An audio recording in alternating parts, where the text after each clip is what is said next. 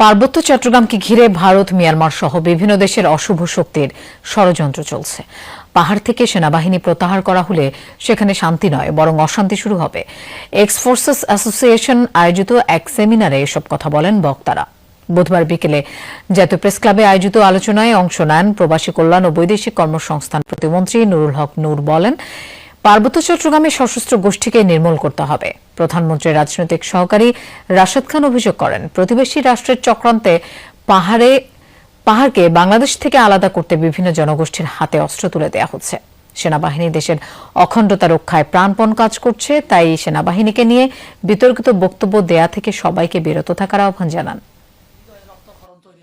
পার্বত্যসময়.com নামে একটা ওয়েবসাইটে তারা লিখেছে,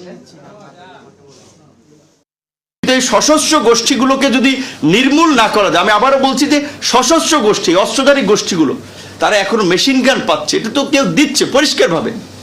সো এটার বিরুদ্ধে যদি আমরা পদক্ষেপ না নিতে পারি, তাহলে তো ভবিষ্যতে আমাদের সংকট তৈরি হবে। পাহাড়ে ইনশাআল্লাহ শান্তি প্রতিষ্ঠা করা সম্ভবপর হবে।